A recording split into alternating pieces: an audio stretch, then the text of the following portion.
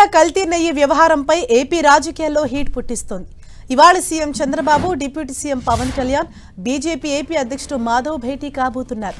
కూటమి అగ్రనేతలతో పాటు పలువురు మంత్రులు కూడా ఈ సమావేశానికి హాజరు కానున్నారు. ఉండవల్లిలోని సీఎం చంద్రబాబు నివాసంలో ఉదయం 11 గంటలకు ఈ సమావేశం ప్రారంభం కానుంది. నిన్న కూడా చంద్రబాబు, పవన్ కళ్యాణ్ భేటీ అయ్యారు.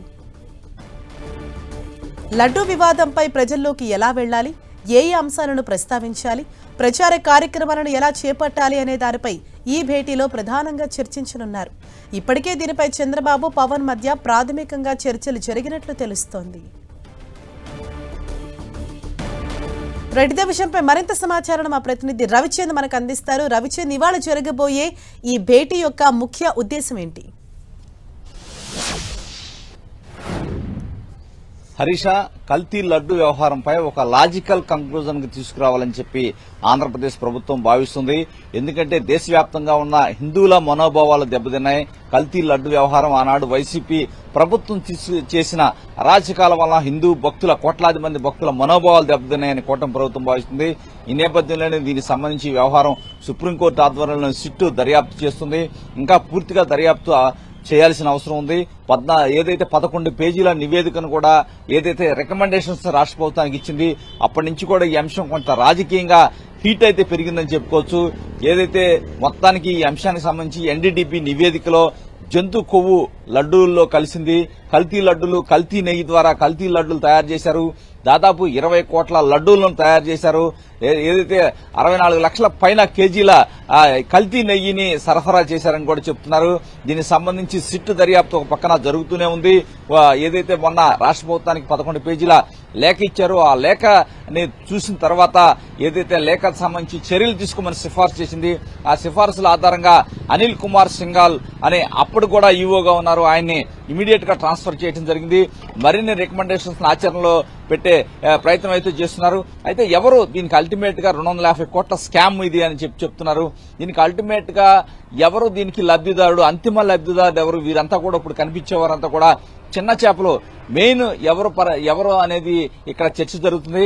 వారిపై కూడా చర్యలు తీసుకోవాల్సిన అవసరం ఉందని చెప్తుంది. మరోవైపు ఈ అంశం రాజకీయ దుమారం కూడా రేగుతుంది. ఎందుకంటే వైసీపీ కూడా ఏదైతే తప్పు చేసి ఎదురుదాడి చేసి ప్రభుత్వాన్ని తప్పుపట్టే పరిస్థితికి వచ్చింది.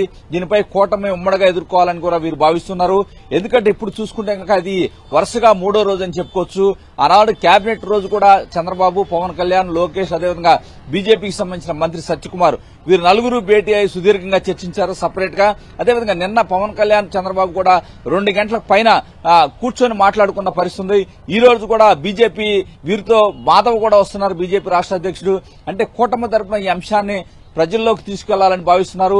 ఎందుకంటే రాజకీయ దుమారం అయితే రేగుతూ ఉంది.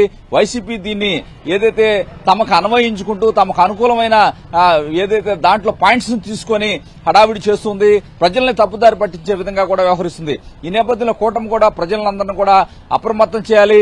ఎందుకంటే కోట్లాది మంది హిందువుల మనోభావాలను దెబ్బతీశారు కల్తీ లడ్డూలు తయారు చేసి. కల్తీ లడ్డూలకు సంబంధించి ఏదైతే నెయ్యికి సంబంధించిన వ్యవహారానికి సంబంధించి ఆనాడు కాంట్రాక్టులు ఎలా ఇచ్చారు, నిబంధనలు ఎలా ఉల్లంఘించారు, అంతకుముందున్న టీడీపీ అదే కూటమి ప్రభుత్వం కావచ్చు, టీడీపీ ప్రభుత్వం ఆనాడు ఏవైతే కండిషన్స్ పెట్టిందో నెయ్యి సరఫరాకు సంబంధించి అవన్నీ కూడా తీసివేసి తమకు అనుకూలకి, తమ అనుయాయులకి ఏ విధంగా టెండర్లు కట్టబెట్టేందుకు కుట్ర చేశారో అన్ని కూడా సాక్ష్యాధారాలతో సహా బయట పెట్టేందుకు సిద్దమవుతున్నారు. దీనికి సంబంధించి పవన్ కళ్యాణ్ కూడా కొంచెం రాజకీయంగా కొంచెం స్పీడ్ గా ఉండాలని చంద్రబాబుకు సలహా ఇచ్చినట్టు తెలుస్తుంది. ఈ నేపథ్యంలో ఎట్టి పరిస్థితుల్లో కూడా రాష్ట్రంలో నేర ప్రవృత్తి కలిగిన వైసీపీ వ్యవహారాలను ప్రజలను అప్రమత్తం చేయాల్సిన బాధ్యత తమపై ఉందని చెప్పి కూటమి భావిస్తుంది. ఈ నేపథ్యంలో చంద్రబాబు, పవన్ కళ్యాణ్ సుదీర్ఘంగా నిన్న చర్చించుకున్నారు. ఈ రోజు కూడా ముగ్గురు కలిసి దీనికి సంబంధించి దాదాపు 1 గంట పైన సమావేశమై చర్చిస్తారు. తర్వాత విలేకరుల సమావేశం పెట్టి వాస్తవాలన్నీ కూడా వివరించాలి అని అనుకుంటున్నారు. అవసరమైతే రాష్ట్ర వ్యాప్తంగా కూడా ఎక్కడికక్కడ ప్రజలను అప్రమత్తం చేసే విధంగా కూటమి నేతలంతా కూడా ఏదైతే ఒక కార్యక్రమాన్ని చేపట్టే అంశాన్ని కూడా వీరు పరిశీలిస్తున్నట్టు మనకు అందుతున్న సమాచారాన్ని బట్టి తెలుస్తుంది. ఏది ఏమైనా గత కొన్ని రోజులుగా జరుగుతున్న పరిణామాలు, కల్తీ లడ్డు వ్యవహారం కావచ్చు, తర్వాత జరిగిన పరిణామాలు, వీటన్నిటిపై కూడా కూటమి చాలా కూలసంగా చర్చిస్తుంది. ఎందుకంటే కులాల మధ్య చిచ్చు పెట్టే విధంగా వైసీపీ వ్యవహరిస్తుంది. కూటమిని రెచ్చగొట్టి ఆ విధంగా రాష్ట్రంలో హింసను ప్రేరేపించాలనే ప్రయత్నాలు ఏదైతే వైసీపీ చేస్తుందని కూటమి ఆరోపిస్తుంది. ఈ నేపథ్యంలో చంద్రబాబు, పవన్ కళ్యాణ్ సుదీర్ఘంగా చర్చిస్తున్నారు. ఎందుకంటే కాపు సామాజిక వర్గం కావచ్చు, కమ్మ సామాజిక వర్గాన్ని టార్గెట్ చేసుకుని వీరు రాజకీయాలు చేస్తున్నారని చెప్పి ఆరోపిస్తుంది కూటమి. ఎట్టి పరిస్థితుల్లో కూడా కూటమి శ్రేణులంతా కూడా అప్రమత్తంగా ఉండాలి. ఎవరు వైసీపీ శ్రేణులు రెచ్చగొట్టినా కూడా సంయమనం పాటించాల్సిన అవసరం ఉంది. ఎందుకంటే రాష్ట్రంలో పెట్టుబడులు కావచ్చు చాలా పాజిటివ్ వాతావరణంలో ప్రభుత్వం నడుపుతున్న పరిస్థితి ఉంది.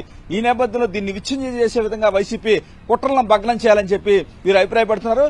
మరి కాసేపట్లో పవన్ కళ్యాణ్ కావచ్చు మాధవ్ చంద్రబాబు నివాసానికి వస్తారు. తర్వాత దాదాపు 12 గంటల సమయంలో వీరు సంయుక్త విలేకరుల సమావేశం ఉండే అవకాశం ఉంది. Right, thank you Ravichand.